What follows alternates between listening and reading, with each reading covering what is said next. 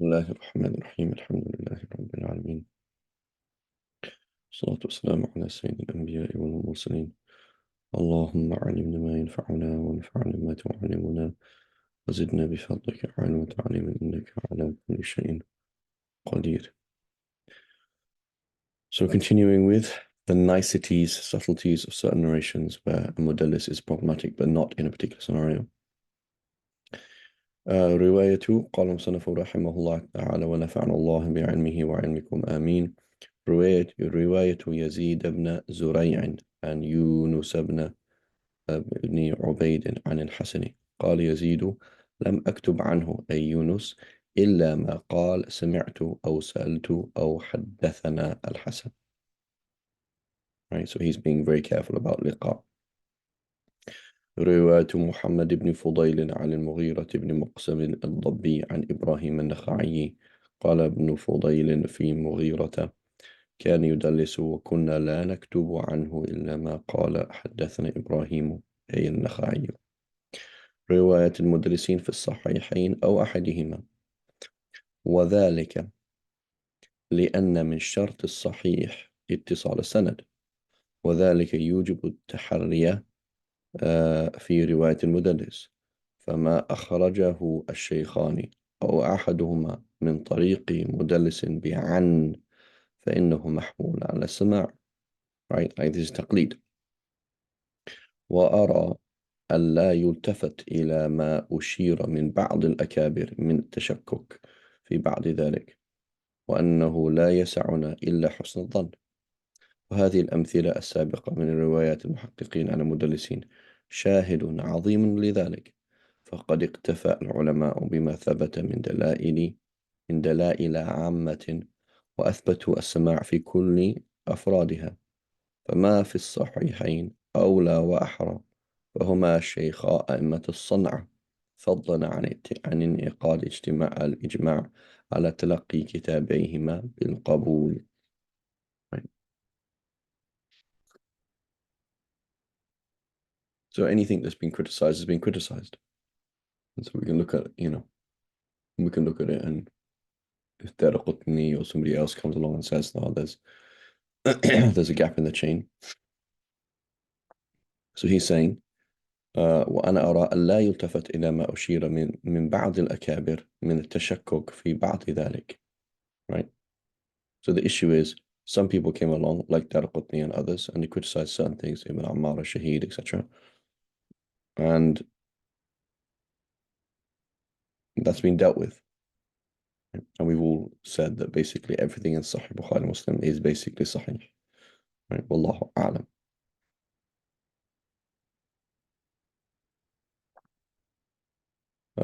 ورواية ابن حبان في صحيح بسند فيه مدلس. Right. رواية ابن حبان في صحيحه بسند فيه مدلس وكذا كتب الصحة. So the point is, you are going back to Ibn Hibban for details about mudallisin. You're going back to him, um, and he's very careful and he has all these things. And then suddenly, when he tells you this hadith is sahih, you now doubt him, right? So anyway,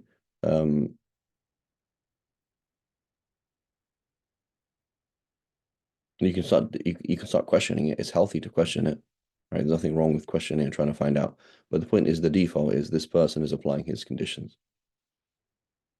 right? Unless there's something else though. فإنه محمول على الاتصال وثبوت اسمع لاعتبار ذلك شرط من شروط الصحة. وقد جاء عن ابن حبان القول: فإذا صح عندي خبر من رواية مدلس أنه بين السماع فيه، لا أبالي أن أذكره من غير بيان السماع في خبره بعد صحته عندي من طريق آخر.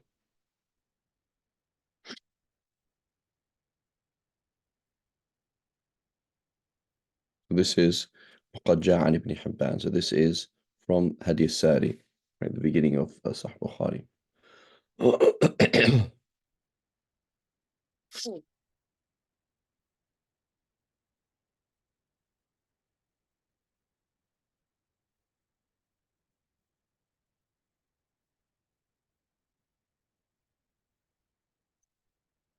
وهذا يقتضي تعميم الحكم على كل كتاب شرط فيه الصحة، مثل ومثل صحيح ابن صحيح ابن خزيمة، والمستدرك للحاكم، والمختارة للضياء المقدسي. وإن كانت هذه كتب كذا كتاب ابن حبان دون الصحيحين لتساهل أصحابها وورود الانتقاد عليها.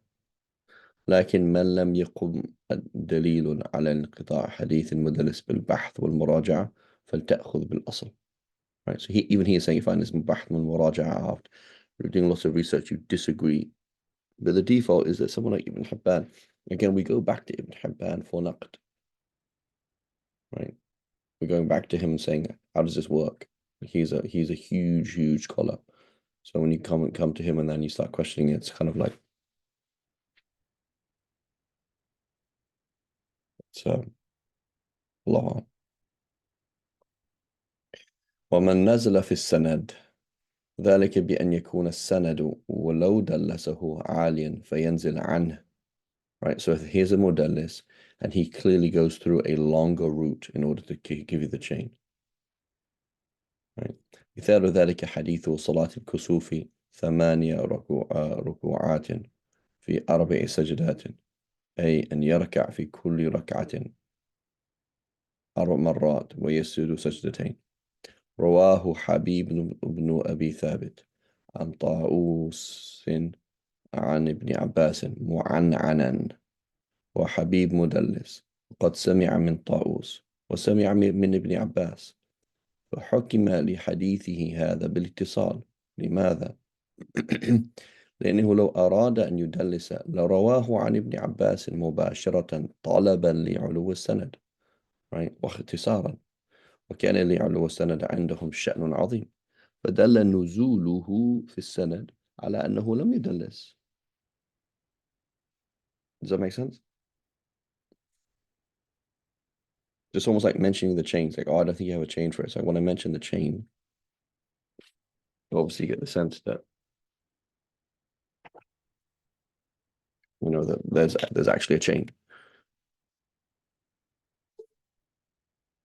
Is there everyone's following?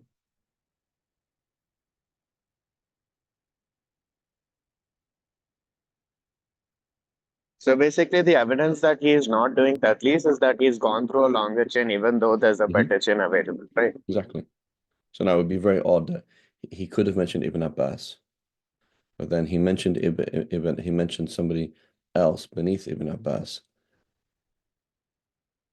Uh, but then in reality there was somebody else before that. So you're trying to say is in this particular scenario, it's very odd. Now it's possible, and if he's trying to be tricky, right? If he knows how you might think, and trying to, but I don't think that's the case. That's not the default. That's not non-normal way of thinking. Right? But again, how nitpicky are you going to be, right? How nitpicky are you going to be? A government hospital versus private hospital, do they have different standards? Aban, Yeah, definitely. they have different standards. So now that you're paying and there's reputation and this and that, suddenly they're going to be more picky about, for example, how they process this and how they process that. But it doesn't make so how picky are you going to be?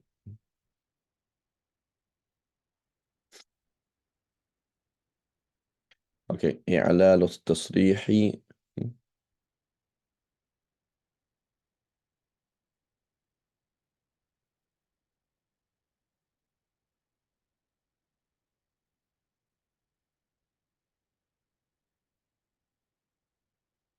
أها. This is إعلال التصريح بالسماع. So this is somebody says specifically, I heard, and we find out that that's actually an error. That adding the phrase I heard, right, or he told us, is sometimes a problem. He says معلوم أن المدلس إذا صرح بالسماع ولو في بعض طرق الحديث عنه اعتبر حديثه هذا متصل. لكن علماء العلل الخبراء بالخفايا يحذرون أن يقع التصريح بالسماع على وجه الخطأ من بعض الرواة عن المدلس. right? So the, أو بسبب التوهم من المدلس الثقة نفسه. لذلك لازم التثبت وألا يغفل دارس السند عن دلائل الخطأ في نقل التصريح بالسماع عن المدلس. Right? And there's many examples of this.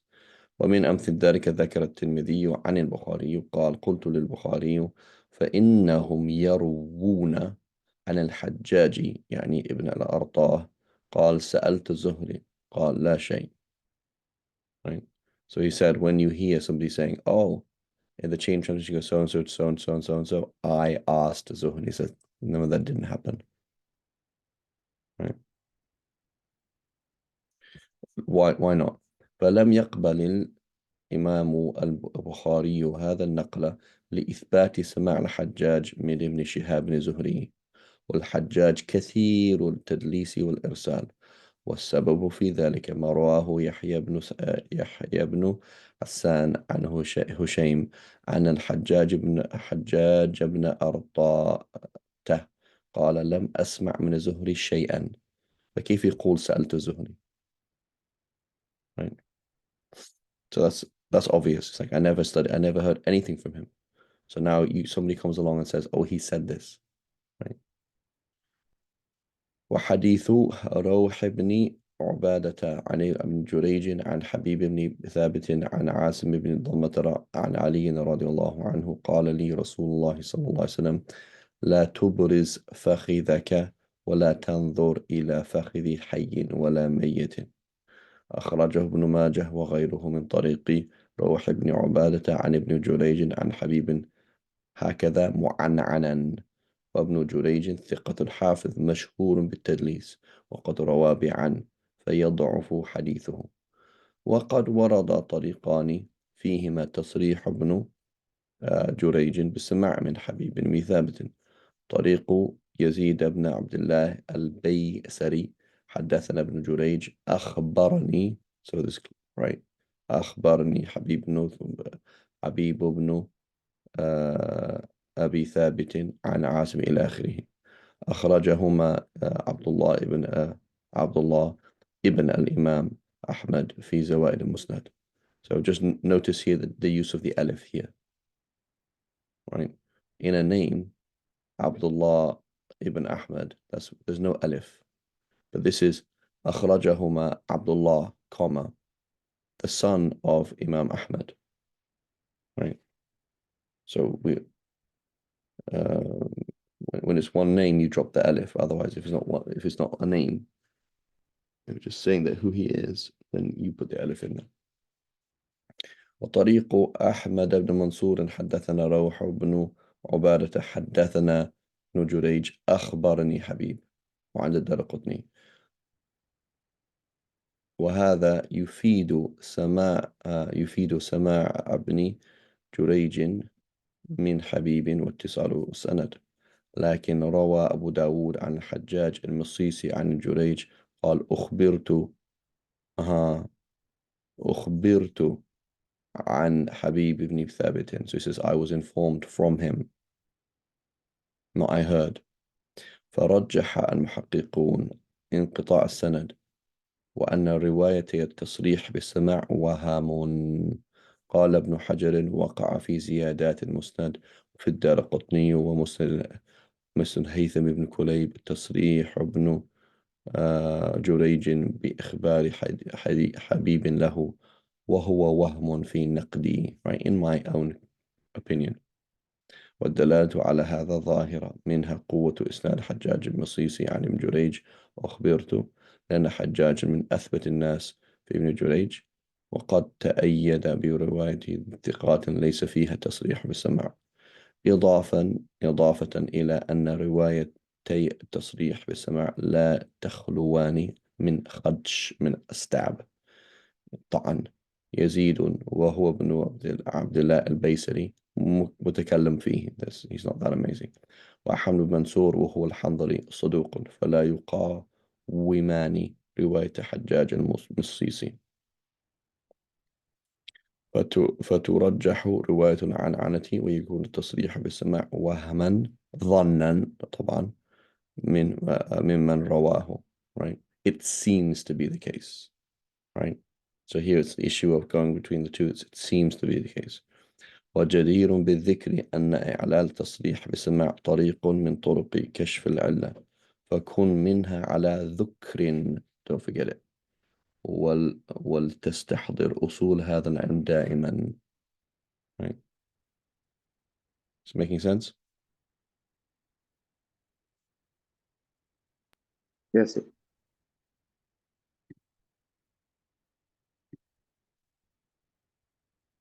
Safe, Azhar, Asim. So stop me if I'm reading things and it's not clear.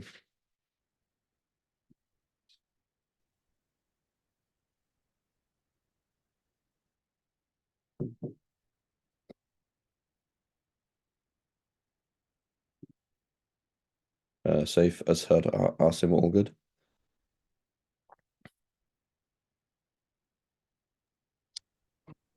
Just one follow-up question. Right. Go ahead, Aman. So there's that quote which comes in wherein, for example, for Zuhri, where Hajjaj says that he had never heard from him.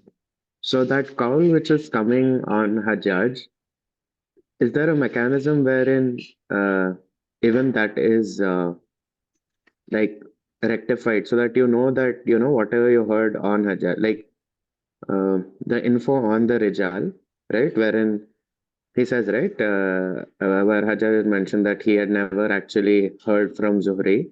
So how could he have said Samayatu, right? So that particular call in the weight of the other evidence, how are they proofreading it? Because it is just one call, right? I Yeah, mean, so it might not be sahih. So basically we have to look at the yeah. chain for every single thing. So we have to look at the chain transmission for this, right? And the chain for transmission for that. And everything, you have to weigh every single piece of evidence up. And that's why it's, this is why I feel it's so important. Like hadith is so important, because if you don't know this, you don't know what it means for a hadith to be sahih. So I say the hadith is sahih. I mean, if you can go either way here. It's not something, it could be A or B. Right? It could be that this is wrong. So لم يسمع من الزهري شيئا اللهم إلا هذا. Right? Well, I could do that, but so now I have to weigh up each thing. So the way he did it here is he had a conflict. Right? If you look at this one here, he had a conflict, and he started looking at the narrators themselves for this and for that. But you're weighing it up. Right? You're weighing something up, and that's all you can do. Right? And then So that's also one of the problems you'd mentioned with the mutakhirin, right? Like they just don't have as much to work with also. So a lot of things might exactly not go. much to work with, right? So it's harder for them to do these kind of things, as opposed to someone like Bukhari. Bukhari come along saying this hadith is sahih, you say, oh, that doesn't make sense. Then what about this? Say, well, I mean, he knows this game better than anybody else. So unless you can prove it, then there's something off here.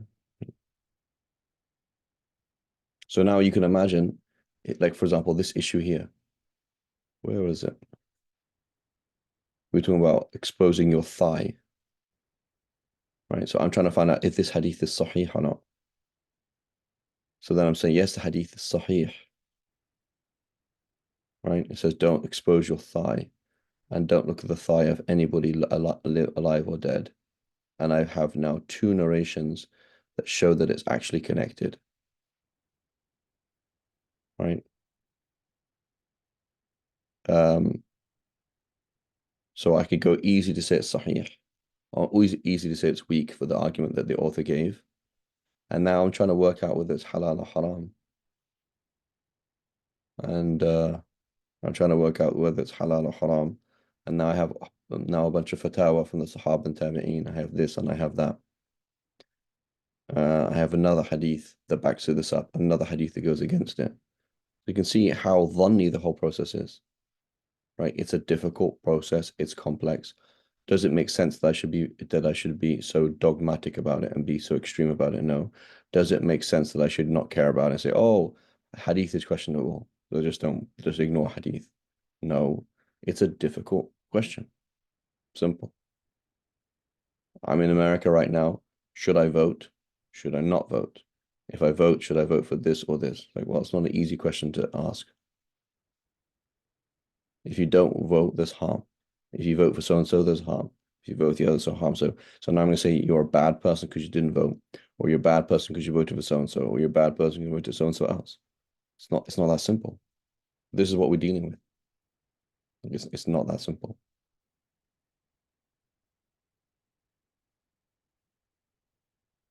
But again, we're going to go back to start dealing with each piece bit by bit by bit. Take it apart bit by bit.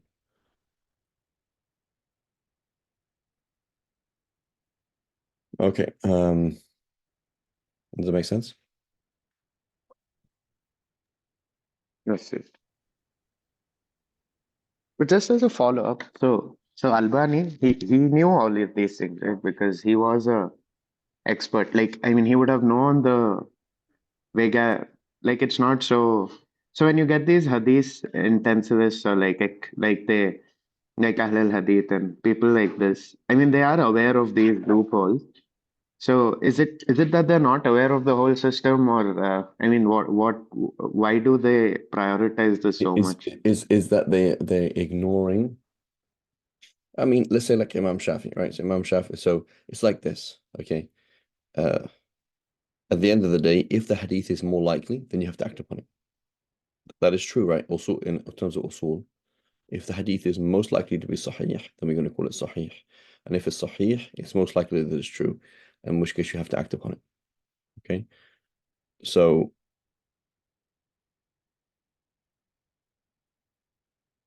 also the issue is they're not looking at anything else, or they're kind of ignoring everything else.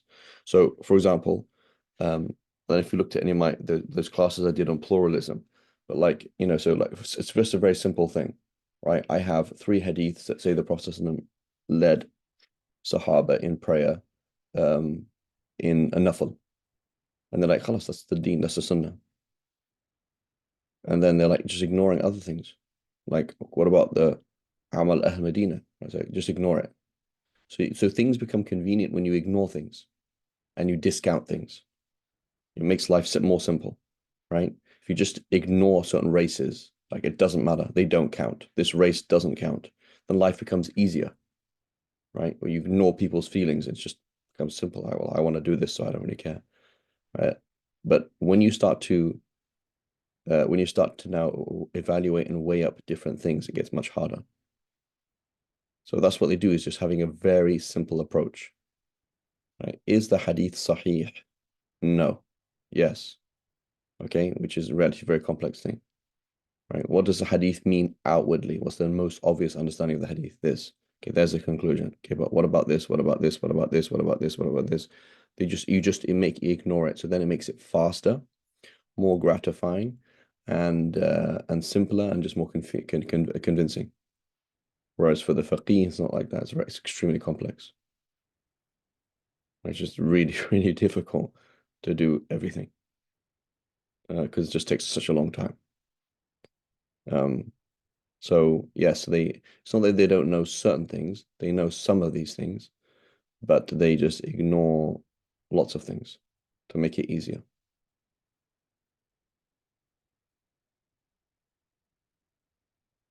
Got it, Sir. Yeah. So that's, the huge blessing. When you go through all of these things, blessing of having an answer is like, somebody who wrote, here's Khalil, here's Ibn Ashir, here's whatever it is. Um, like any method somebody gives you, like giving an answer is a huge blessing, because if you were asked to get to that conclusion, it'd be extremely hard. In the beginning, it's nice to have to do your own research. But then when you realize how complex it actually is, it's very, very different. You know? So It's one thing to be merciful to other people. Say, yeah, I see where you come from, but I'm not going to do that. The other thing is to find out the rajih, like finding out the rajih. Right? What is the most likely opinion and what should I do? It's actually very, very difficult. And if you look at most of the books today and they say, oh, well, rajih or keda, right? It's kind of like, it's silly half the time.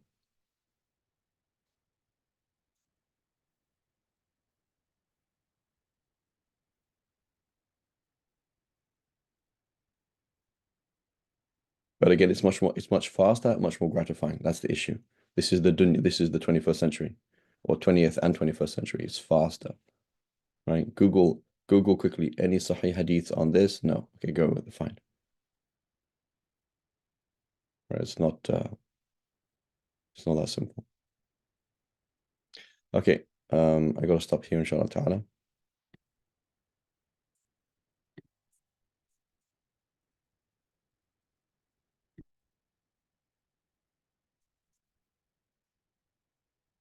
Okay, وصلى الله على سيدنا محمد وعلى آله وصحبه وسلم سبحان الله وبحمدك أشهد أن لا إله إلا أنت نستغفرك ونتوب إليك.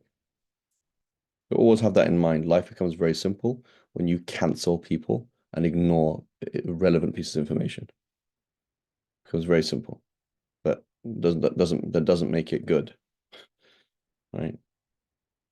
It's like silencing somebody's tears, right? If you silence somebody's tears, you can't hear them anymore. Life becomes simple, but they're still crying, and it's like it doesn't mean you did the right thing, but you just silence them. You silence people, things get more simple, right? If you can, just cancel things. Right? So if you look at, Shafi fiqh, it is more complex than it seems. But if you look at Maliki fiqh, Hanafi fiqh, Hanbali fiqh, there's a lot of adillah that they're using. Maliki fiqh, I think, is the broadest, right? It's like 17 different proofs that you're using, and so you're listening to more things, right? Like a doctor, right? It's like a good doctor, like, what about this? What about this? What about your sleep? What about, and then he just picks up on certain things like, aha, I think we need to check this, and there it is. They found this thing. As opposed to, well, look fine to me. You're not dying, right?